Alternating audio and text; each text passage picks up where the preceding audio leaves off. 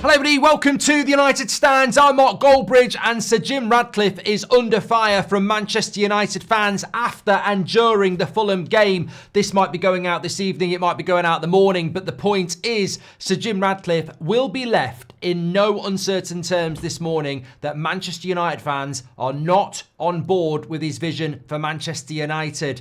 Two major things happening during and after the Fulham game yesterday. First of all, most important thing here is Manchester United fans from all around the world love this football club, but our away support, we've said this for a long time, is the best in the league. They travel all around the country, all around the world following this team, and they were absolutely fantastic yesterday in a performance that, let's be honest, recently hasn't been great, but we've had it under Moyes, we've had it under Van Gaal, we've had it under Ten Hag, Jose, Ollie. That support has always been there. So when these fans are singing about something, whether it's a few years ago under Rangnick when they were singing at players, "You're not fit to wear the shirt," these are fans that live and bleed the football club, you know, all around the country, all around Europe, all around the world. And when they are saying something, I'm not saying they're better fans than anybody else. This fan base is massive. It's Manchester United and it means different things to different people. But that is about as big as it gets. When they're singing, you know, they're basically using "See You Next Tuesday" and Sir Jim Ratcliffe and the Glazers in a chant, I'd be worried if I was Sir Jim. There are a couple of fans who've got, you know, this phone footage as well from last night where they've literally, some outlets are saying cornered and abused Sir Jim Ratcliffe.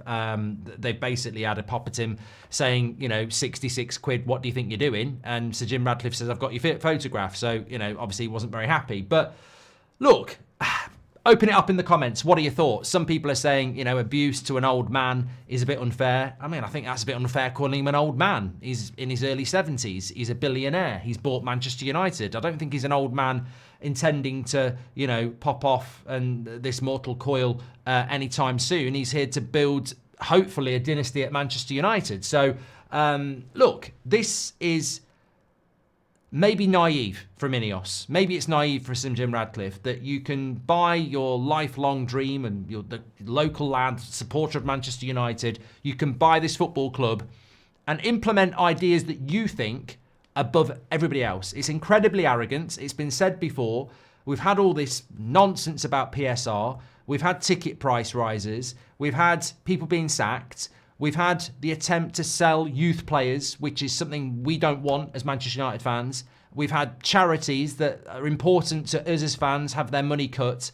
And that's not to mention the strange and confusing things that have happened around directors of football and, you know, signing players for Ten Hag, new contracts, sacking him quickly, bringing Amorim in and then not backing him when clearly the players don't suit him. There's a lack of communication and there is a general arrogance around the way Manchester United are being run. I mean, even the stadium regeneration, what's this going to cost us? How, you know, are we going to be in more debt? So I think that they've dropped the ball massively, Ineos, from day one. And when you've got Manchester United fans singing about Sir Jim Ratcliffe in that way and confronting Sir Jim Ratcliffe in that way, I think it's safe to say that this will probably divide opinion. Be interesting to see what people say in the comments. Be interesting to see what the reaction is. Obviously, the media will pile on to the hooligan football fans because that's what they want to do. When the game against Liverpool got cancelled, it got turned into Man United fans, you know, this is unacceptable, when actually it was about the Super League and the Glazers and how they've unacceptably destroyed our football club. So it'll be reported in different ways, as we know, but the most important judge will be the Manchester United fans. And there will be people out there who say, you know, it's distasteful to be confronting somebody and speaking to them in that way or singing about them in that way. There will be others of us who go, look, it might not be the way those people want to do it. It might not be the way that anybody wants to do it. But the bottom line is Sir Jim Ratcliffe left in any uncertain terms this morning that he is not liked, not appreciated and not trusted by a section of this Manchester United fan base. And ultimately, is that not how people feel? So, if anything, whether you agree with it or not, I would say, hopefully, the truth has hit him and he might actually see that the advice around him or his ideas are woefully misguided. You know, it is. There are people who defend this Ineos and Glazer ownership from afar and, you know, they put stuff out there. But as I said yesterday. When it comes to PSR and this inability to sign players and this need to sign Garnacho, there are two principles. It's a very big subject. There are a lot of grey areas, but there are two key principles. One, are there ways Ineos could get money into this football club, i.e. Snapdragon sponsoring Old Trafford at 20 million a year, Old Trafford supported by Snapdragon, and there are other ways, yes, there are other ways to get money into the football club that don't mean selling Garnacho or Collier or Mainu next. And also, are we having to sell these players and sack people because we're paying debt interest because of the Glazers? Yes. So there is every right for Manchester United fans to be angry about this fire sale. I mean, it was Mainu at the start of the month. It's Garnacho now. It'll be Collier in the summer. It'll be whoever the next young player is next year. This is not the way that we want this football club to be run. And ticket prices going up and fans having to pay again because the Glazers have destroyed the club is not the way to make money out of Manchester United. And sacking people, good people, and taking money from charities and not communicating with fans again, I think that there is a lot of anger and the honeymoon is over. And what Ineos and Sir Jim Ratcliffe need to realise is that nobody wanted the Glazers to stay. We wanted a full sale. We wanted the debt gone. And the prospect of that was very real if the Glazers had left. Now, their intention was never to leave. Obviously, it was never to leave, but the United fans wanted them gone. And Sir Jim Ratcliffe and Ineos represented, rightly or wrongly, an avenue for the Glazers to stay. Now, if the Glazers had stayed because an American investment fund had helped them, they wouldn't have lasted 5 minutes.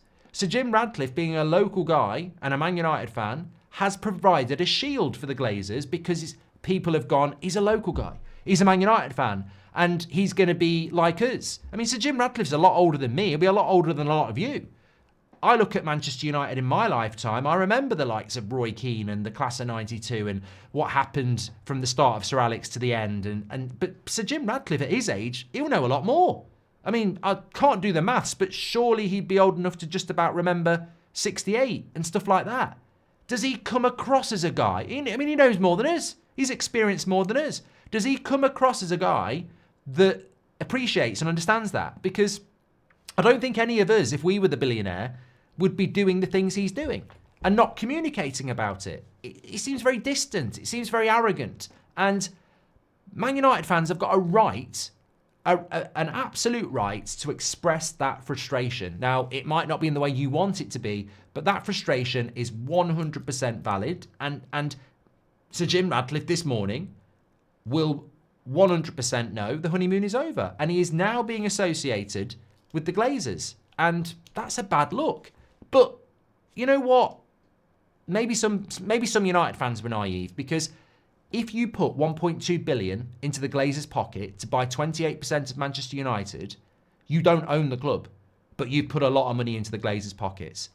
You have to then work with those people. You can't be the enemy of those people. You have to like those people. There is no pathway to full ownership, which some of us hoped there would be. There is a relationship between Sir Jim Ratcliffe and the Glazers. And now the honeymoon period is over, and you look at it and you go, I despise the Glazers and what they have done and continue to do to our football club. We are paying interest on their debt, which stops us spending our money. The club's, beacon, status symbol, Old Trafford, is rotting before our eyes because they haven't looked after it. They are evil to Manchester United. They've destroyed it. And Sir Jim Ratcliffe is holding hands with them. And Ineos is holding hands with them. And there is no strategy to remove them. They are working with them in partnership. And this regeneration of Manchester United will eventually make a lot of money. But what happens when Man United make money? The Glazers make money. So ultimately, when you think about it, this whole relationship is horrible. The people we wanted out of our club, who've caused enough damage, are going to stay and keep making money out of it with Sir Jim Ratcliffe. And you know what? I think they thought they could circumnavigate that. The Glazers could pretend to be in the background and Sir Jim could be the front, and he protects them and he gets the vanity project of taking United back to the top. And maybe that does happen. And if it does, who loses? But at the moment, it isn't happening. And it is a stark reminder of the severity of the issues that Manchester United Football Club faces. And therefore, Man United fans have got every right to be angry. I mean, if anything, I think we've discussed it on this community, and I think I've seen it on social media as well. I don't think Man United fans are getting angry enough. I mean, there's been a lot of great stuff that's happened around this football club, around the Glazers, the Super League, etc. But is this not as low as it gets? The football is turgid. The manager is not being supported. We're in huge debt. We've got players on massive wages that are just hanging about that we can't remove. There's numerous clubs better than us. I mean, even last night, Fulham are a mid-table team. We needed a lucky deflection in a boring game to get 3 points that still has us 4 points behind Fulham in 10th. We're a long way off, and it probably is about time that the owners of Manchester United realised that Man United fans aren't happy. So I would say that, yeah, very interesting reaction from Manchester United, the hardcore, real Manchester United fans, in the sense that they're the ones giving up their time, home and away, following the football club. Fantastic support. They'll sing for every manager. They'll sing for every player. But I tell you what, when they're critical about something, you better bloody listen. Whether it's you're not fit to wear the shirt or it's, you're just a Glazer, Sir Jim, that is a serious message. And it will echo down the fan base around the world. And Ineos have got a problem. And they need... Look, nothing is unsalvageable. So, they've appointed Ruben Amorim. That is a good appointment. They bought De Ligt, Ugarte, Mazraoui, Xerxes, Yoro. They were good signings. Not everything Ineos have done is bad.